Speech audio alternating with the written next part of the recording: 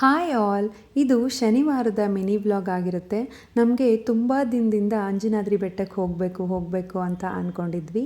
ಹಾಗಾಗಿ ಇವತ್ತು ಹನುಮಂತ ಹುಟ್ಟಿರ್ತಕ್ಕಂತಹ ಸ್ಥಳವಾದ ಅಂಜನಾದ್ರಿ ಬೆಟ್ಟಕ್ಕೆ ನಾವು ಹೋಗಿದ್ವಿ.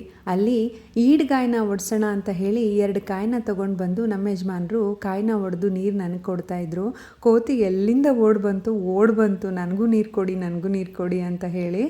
ಅದಾದಮೇಲೆ ಇನ್ನೊಂದು ಕಾಯಿನ ಹೊಡಿತಾ ಇದ್ರು.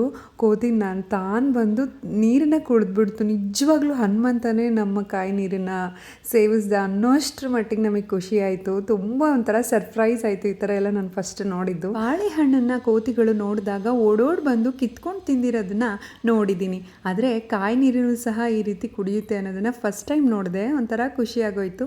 V have to celebrate each and every moment ಅಲ್ವಾ. ಅದಾದಮೇಲೆ ದೇವರ ದರ್ಶನ ಪಡ್ಕೊಳ್ಳೋಣ ಅಂತ ಹೇಳಿ ದೇವಸ್ಥಾನದ ಒಳಗಡೆ ಹೋದ್ವಿ. ವಿಡಿಯೋ ಕ್ಯಾಪ್ಚರ್ ಮಾಡೋಕ್ಕಾಗಲಿಲ್ಲ, ಯಾಕಂದರೆ ಅಲೋ ಇರಲಿಲ್ಲ. ಹನುಮಂತ ಅಂದರೆ ತುಂಬ ಪವರ್ಫುಲ್ ದೇವರು. ನನಗಂತೂ ನನ್ನ ಲೈಫಲ್ಲಿ ತುಂಬ ಡ್ರಾಸ್ಟಿಕ್ ಚೇಂಜ್ ಆಗೋದಕ್ಕೆ ಈ ಓಂ ಹನುಮತೆ ನಮಃ ಮತ್ತು ಹನುಮಾನ್ ಚಾಲೀಸನೇ ಕಾರಣ ಅಂತಲೇ ಹೇಳ್ಬೋದು. ತುಂಬ ಲಕ್ಷ ಕೋಟಿ ಬಾರಿ ನಾನು ಓಂ ಹನುಮತೆ ನಮಃ ಅನ್ನೋದನ್ನು ಪಠಿಸಿದ್ದೀನಿ ಅಂತಲೇ ಹೇಳಬಹುದು. ಎಷ್ಟೊಂದು ಜನರಿಗೆ ನೆಮ್ಮದಿ ಇರೋದಿಲ್ಲ, ಡಿಪ್ರೆಷನ್ ಕಾಡ್ತಾ ಇರುತ್ತೆ, ನನಗೆ ಯಾರೂ ಇಲ್ಲ, ಲೋನ್ಲಿನೆಸ್ ಕಾಡ್ತಾ ಇರುತ್ತೆ, ಕತ್ತಲೆ ಆವರಿಸ್ಕೊಂಡ್ಬಿಟ್ಟಿರುತ್ತೆ, ಮುಂದೆ ಏನು ಜೀವನ ಅನ್ನೋದೇ ಗೊತ್ತಾಗ್ತಿರೋದಿಲ್ಲ. ಅಂಥವರು ಓಂ ಹನುಮತೆ ನಮಃ ಅನ್ನುವಂತಹ ಮಂತ್ರವನ್ನು ಕೂತಲ್ಲಿ ನಿಂತಲ್ಲಿ ಯಾವಾಗ ಫ್ರೀ ಇರ್ತೀರಾ ಅದನ್ನು ಹೇಳ್ಕೊಂಡ್ರೆ ತುಂಬ ಮನಸ್ಸಿಗೆ ಸಮಾಧಾನ ಆಗುತ್ತೆ. ಹಾಗೆ ನೀವು ಯಾವ ರೀತಿ ಅಂದ್ಕೊಂಡಿರ್ತೀರಾ ಅದೇ ರೀತಿ ಜೀವನ ನಿಮಗೆ ಸಿಗುತ್ತೆ. ಮನಸ್ಸಿನ ನೆಮ್ಮದಿಗಿಂತ ಬೇರೊಂದಿಲ್ಲ ಅಲ್ವಾ. ಹಾಗಾಗಿ ಈ ಮಂತ್ರವನ್ನು ಜಪಿಸೋದ್ರಲ್ಲಿ ತಪ್ಪೇನಿಲ್ಲ ಅನ್ನೋದು ನನ್ನ ಅನಿಸಿಕೆ.